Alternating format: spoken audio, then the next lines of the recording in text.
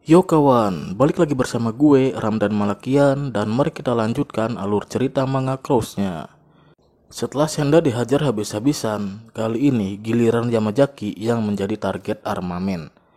Tapi di sini Yamazaki mengkhianati teman-temannya. Dia dengan sengaja menjebak Bando agar dia selamat. Emang guys, salah satu karakter yang gue benci di Cross ini ya si Yamazaki ini. Yamazaki pun menghubungi Bando dan mengajaknya untuk bertemu di tempat biasa mereka nongkrong. Sementara itu di Sujuran, Akutsu dan yang lainnya sedang menemui Boya. Di sini ya sudah menceritakan maksud dan tujuan mereka semua. Boya pun bertanya, "Jadi hal besar yang kau bicarakan tadi pagi itu adalah ini?" Ya sudah pun mengiyakannya dan menambahkan, "Jika sampai saat ini belum ada yang bisa menyatukan Sujuran. Jadi mari kita buat sejarah baru dengan menyatukan Sujuran di bawah pimpinanmu." Di sini Boya tidak mendengarkan omongan Yasuda. Boya malah melempar puntung rokok ke kepala Yasuda. Melihat Yasuda kepanasan, Boya pun ngabrut alias ngakak brutal. Yasuda pun protes kepada Boya. Tapi Boya mengatakan, "Kenapa aku harus mengurusi rencana bodoh kayak gitu?" Yasuda pun bertanya, "Apa maksudnya bos?" Mendengar kata bos, Boya pun makin marah dan memukul kepala Yasuda sambil berkata, "Stop panggil aku bos. Saat ini aku katakan kepada kalian, aku benci dengan geng-gengan. Aku ingin tersenyum saat aku senang, menangis saat aku sedih, dan marah saat aku kesal. Itulah aku melakukan sesuatu dengan caraku." Lalu Hiromi pun menghampiri Boya dan menyuruhnya tenang karena ada sesuatu hal yang perlu didengarkan oleh Boya. Tapi di sini Boya pun pergi meninggalkan mereka. Di ujung pintu, Makoto mengeluarkan sebuah kertas yang bertuliskan, "Jika kau mau mendengarkan omongan Hiromi, maka aku akan meminjamkan koleksi video hot milikku." Membaca tulisan itu, ya jelas saja Boya mau. Boya pun langsung duduk dan menyalakan rokoknya. Lalu Hiromi pun menceritakan kepada Boya jika dia memiliki teman yang bernama Shinji.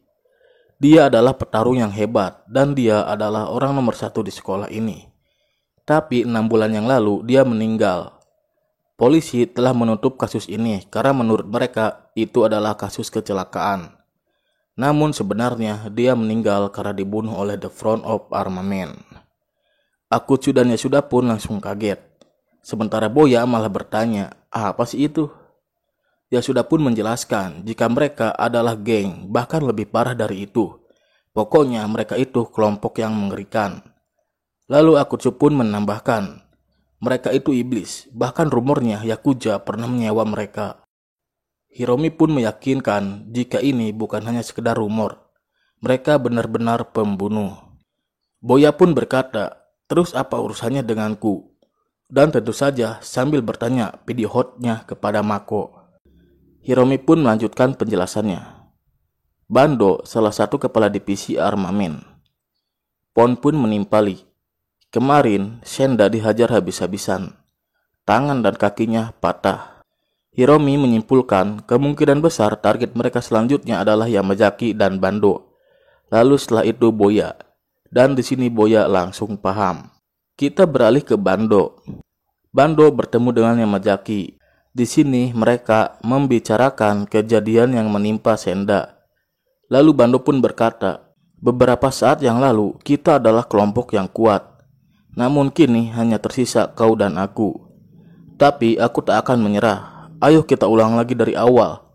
Aku, kau, dan Senda. Ini bukan tentang kelompok, tapi teman.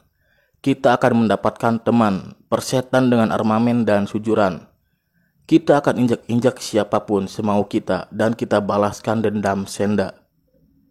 Tapi di sini Yamazaki mengatakan jika itu semua tak akan terjadi. Lalu sekelompok orang pun muncul dan Yamazaki menyelinap dengan ekor di antara kedua kakinya. Di sini Bando langsung emosi. Mito pun mengatakan jika Bando mau, dia bisa menjadi anjing peliharaannya seperti Yamazaki. Tapi jelas saja Bando tidak mau karena dia punya harga diri dan maju melawan mereka. Kita kembali ke Sujuran. Di sini Boya tak peduli dengan armamen. Tapi jika ada orang yang ingin duel dengannya, maka Boya pun akan melayaninya dengan senang hati. Hiromi pun mengatakan bukan itu kesimpulannya. Lalu Pon menjelaskan secara detail jika tak ada satupun orang yang selamat ketika dia sudah ditargetkan oleh mereka. Armamen akan mendatangi salah satu dari kita, bahkan kita semua. Dan perang besar pun akan terjadi. Akutsu dan Yasuda langsung ketar-ketir. Bahkan Yasuda udah mikir kejauhan. Hiromi pun membenarkan penjelasan Pon, tapi Boya berkata, "Kalian itu kayak ayam tanpa kepala, muter-muter gak jelas, seolah-olah aku akan dikalahkan oleh mereka. Sekarang keluarlah dari urusanku." Hiromi pun kembali mengingatkan Boya jika Shinji awalnya sangat percaya diri seperti Boya. Namun akhirnya dia wassalam. Boya pun kembali menegaskan jika mereka harus berhenti mengkhawatirkan Boya. Lebih baik mereka mengkhawatirkan diri mereka masing-masing. Lalu Boya pun pergi meninggalkan mereka. Pon sedikit emosi karena Boya tidak mengerti. Namun Hiromi mengatakan jika Boya sangat mengerti. Dia cuma berpikir tentang dirinya dan persetan dengan yang lainnya. Namun arti dari perkataan itu adalah dia tidak ingin kita terlibat. Emanglah makhluk kita ini punya pemikiran yang lain dari yang lain. Udah cocok kali Hiromi jadi makhluknya Boya. Oke, kita kembali ke Bando. Di sini Bando pun terjatuh, namun dia masih bisa bangkit.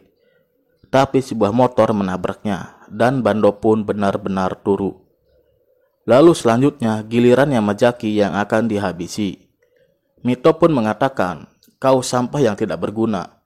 Kau menjual teman-teman kau sendiri. Kau adalah pengkhianat yang hina." Dan Yamazaki pun turu. "Mampus lu Tot, paling benci gue sama orang kayak gini. Sial." Dan target selanjutnya adalah Boya Harumichi. Oke kawan, itulah tadi alur manga Cross chapter 11. Oke, gue Malakian, sampai jumpa di video selanjutnya.